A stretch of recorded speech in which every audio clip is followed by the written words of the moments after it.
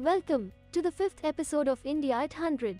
In this episode, we delve into the critical issue of diversity in the workplace and the efforts being made to create safe spaces for all employees, particularly women. A culture of inclusion and respect signifies an environment where each and every employee feels like they matter to their team and the organization, where they feel that their contributions are valued, where they are treated fairly, without bias and with utmost dignity. Creating and fostering this culture is the responsibility of all employees, including the managers and leaders. As we all know, construction has always been a male-dominated industry the world over. Diversity and inclusion has always been one of the top few challenges in the construction industry historically. The roles in this industry do require a certain specific set of skills, talent, and experience. And what we have been seeing is that primarily men take up these roles. However, now there is a slow shift in this trend, with women more increasingly making way into the construction world and taking on more complex, more important roles. For women, especially, safety and security are primary concerns. Before she steps out onto the street, and remember that much of what a woman does is through walking, using public transport. She's less likely to use a motorized vehicle for her work, day-to-day chores. So if the street is not safe, the pavements are not clear where she can walk on, there is no lighting. Why would she enter a street which is dark? Right? So safety and security are of paramount importance. Enhancing female participation has historically been one of the prominent challenges in the infrastructure and construction industry. However, we are pleased to share that at Tata Projects, we have been able to successfully tackle this issue.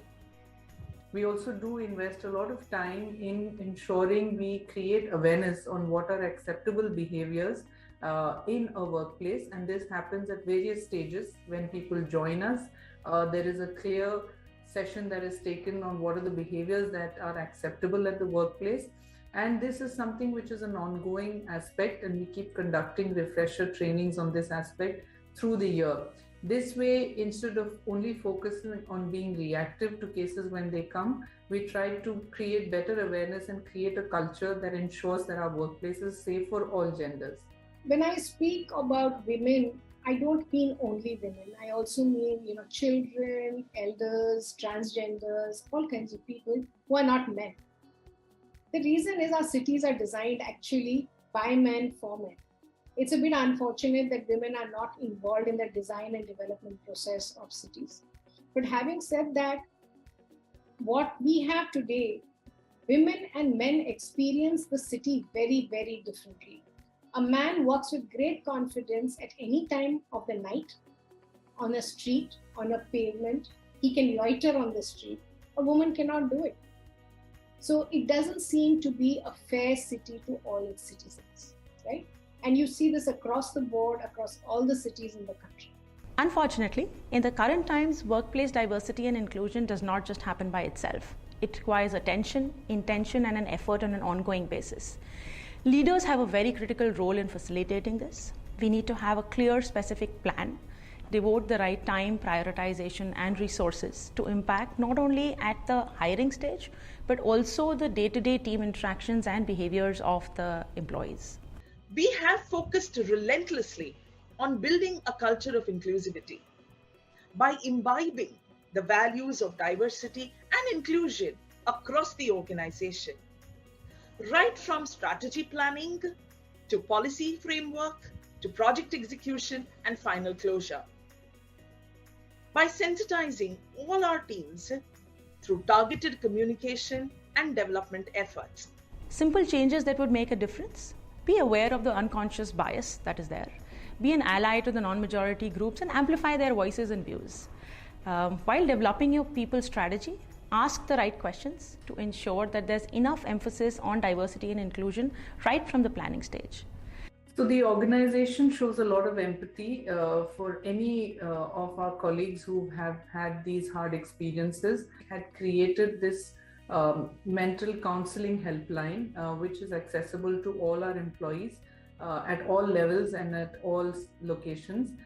This helps people to reach out to well-trained and professional counselors with whom they could engage with, share their issues that they're facing, and basically help them get through these difficult times in a more professional manner. And that becomes a source of help which is much needed, especially when someone is going through issues of dealing with any cases of violence or harassment that they may have experienced. This has been an endeavor or initiative which has been very well received across the organization, and people do reach out, and we ensure that privacy levels are maintained, and it's directly between the employee and the counselors. Diversity and inclusion opens a world of opportunities. It empowers us to onboard new talent with fresh perspectives, capabilities, and determination.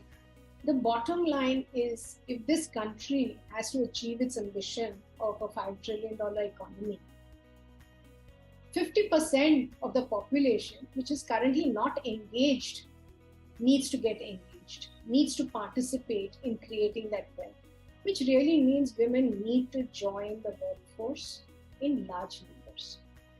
If that has to happen, then the woman has to feel safe outdoors, going to work, coming back from work, and in the workplace as well.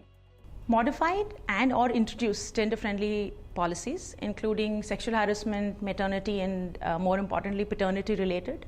Childcare, this is one of the largest areas which makes an impact. Good quality, close-to-work childcare solutions. And last but not the least is flexible work options available to the entire organization.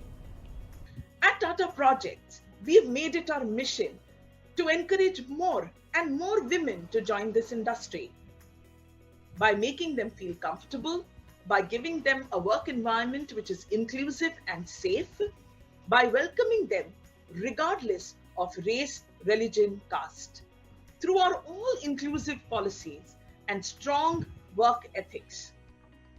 The focus is not only on just ensuring equality, but also on embracing equity.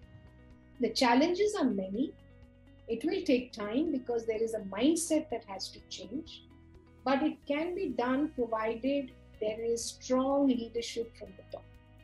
It is necessary that women take the efforts, initiatives, and the steps needed for them to be an equal contributor in the workplace. Speak up, take the effort, add your diverse views to improve the core working of the company that you're working with. More often than not, it is always your competencies and your capability that actually defines the path that you will take. Diversify your network, actively look up and reach out to co-workers and people within your industry and domain who are different from you. This could be someone who's been successful in the areas that matter to you, women, men, part of the LGBTQ community, a veteran, person of color, someone with disability, or just someone with a different background from you, educational, regional, or geographical. The board of a company, when the CEO of the company becomes a champion for diversity and ensures that women get fair participation and fair recognition in the workplace. The company must make great efforts to ensure the safety of women and, more importantly, strengthen the confidence that women have in the organization. India at 100, growing responsibly and safely, is not just a campaign. It's a vision for an India which is future ready to lead the world towards a more sustainable, resilient, and a safer place for the generations to come. Thank you. We would like to extend our heartfelt gratitude to the speakers.